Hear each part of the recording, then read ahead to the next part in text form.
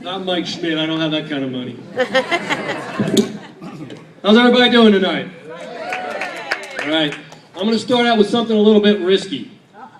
Yeah, it's a theory that I have, and I need your help to prove it. That's the risky part. All right, so you guys ready to pony up here? Yeah? No? I said it was risky, and I guess it is. All right, here's the thing. There is a phone number that I believe everybody in this room knows, and it's not 911. It's a full 10-digit phone number. And what I'm going to do is I'm going to sing the phone number, and the second that you recognize it, I want you to sing along with me, loud and strong, okay? And I really need you to do this, because if you don't, the bit won't work, and you won't be entertained, and I'll look like a schmuck, and nobody wants that, okay? All right, so here we go. Ready? Get ready to sing. 800-588-2300 Empire today. Way to go, guys. I feel like half a schmuck. It's probably half of you.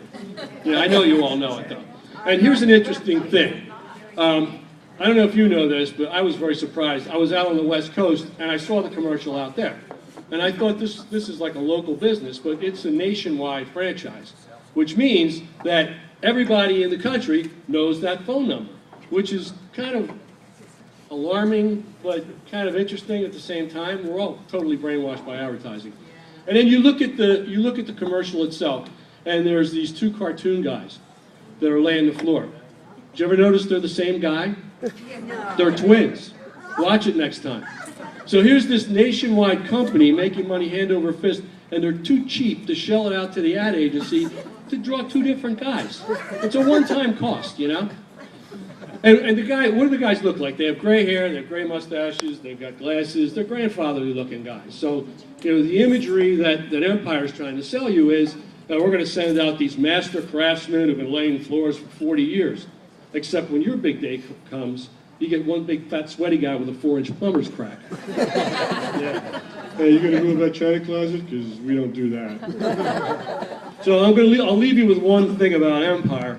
From now on, every time you see that commercial, you're gonna think of me. And now I don't feel like a schmuck. Thank you.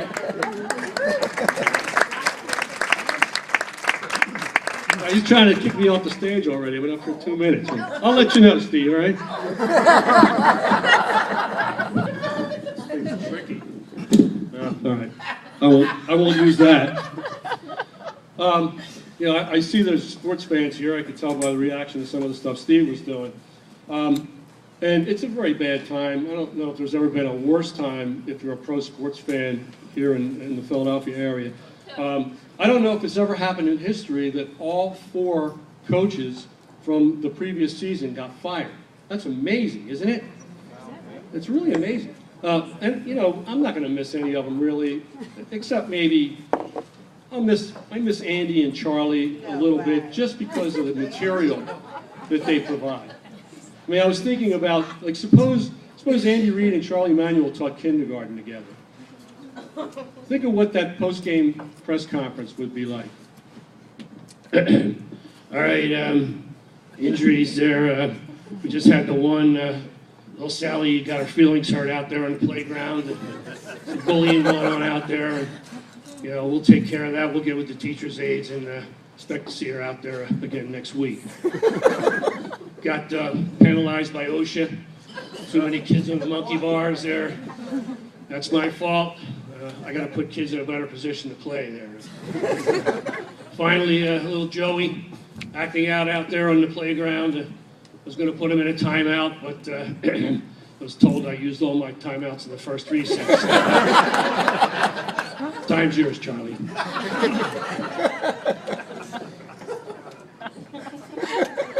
You notice, Charlie, his hands don't go back and forth when he walks. They just go up and down. And he always looks like he just came out of the pool and he's trying to get water out of his ears. I thought our kids, like they played hard out there, but at the same time, they didn't play too good, I mean, there's this fat kid, he sat on the teeter-totter there, and, those 2 little skinny kids, they they could have like got on the other side and kind of balanced them out, you know, but they didn't, so I just kind of sat there and stuff like that, you know. That's all I got there. Thank you.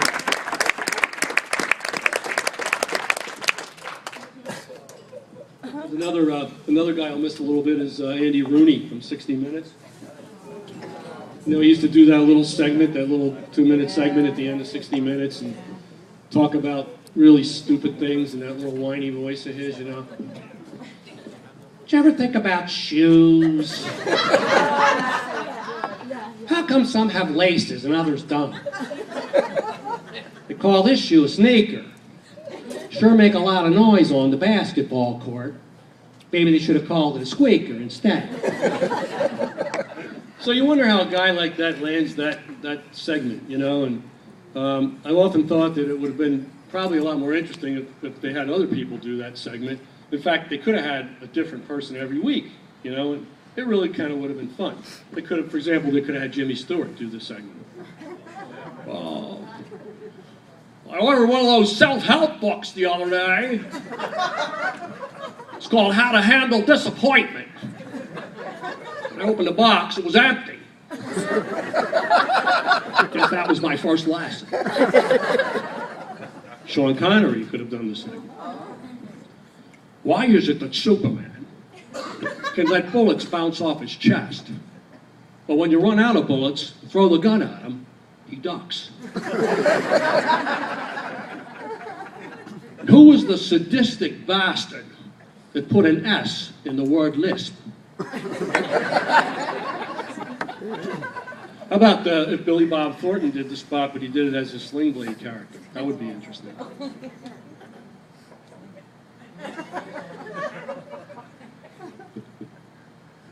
How come when they give a lethal injection, they sterilize the needle first? How come they put artificial flavor in laundry? I mean, they put artificial flavor in lemonade, but they put real lemons in laundry detergent.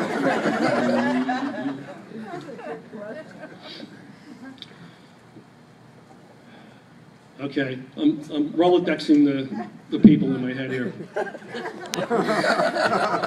Hi, my name's Mandy Patanka, and I play Sal in Homeland.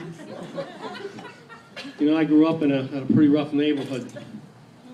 You could walk 10 blocks in my neighborhood and never leave the scene of a crime. And there was vandalism everywhere, spray paint all over the buildings, even like way up high on the top of the buildings. We used to call that giraffe-feety. Giraffe-feety, not bad. It's not bad. You know, marriage, it's like a card game. Start out with 2 hearts and a diamond. After a while, wishing you had a club and a spade, huh? Club and a spade. Thank you. Hey everybody, Regis here. Remember me?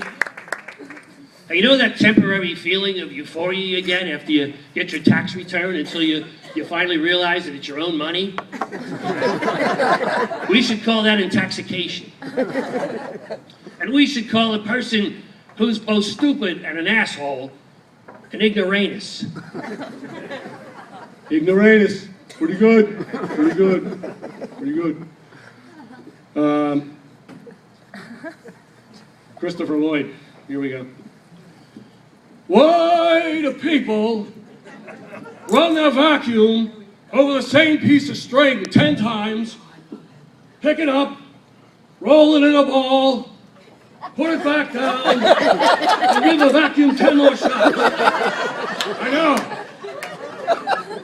Why is Parker Brothers the only company allowed to manufacture the game Monopoly? Some of you may get that later. Christopher Walken. Wow. Crazy questions I frequently ask myself. For instance, why a woman can't apply mascara with her mouth closed. Also, why Noah didn't just swat those 2 mosquitoes. Finally, there's Jack. Oh, Jack. Why does your dog stick his head out the window when you take him for a ride in the car, but get pissed when you blow in his face? Why do they call it an asteroid when it's outside the hemisphere, but a hemorrhoid when it's inside your ass? For all you youngsters out there in the United States and Canada, I hope you enjoy the rest of the show. You guys have been great. Thank you very much. Mike Smith, give him a nice hand. Okay, our next comedian, you may have seen him on America's Got Talent. You guys watch America's Got Talent, right? Where do you see this guy? Put your hands together. Mr. Chips Cooney is here.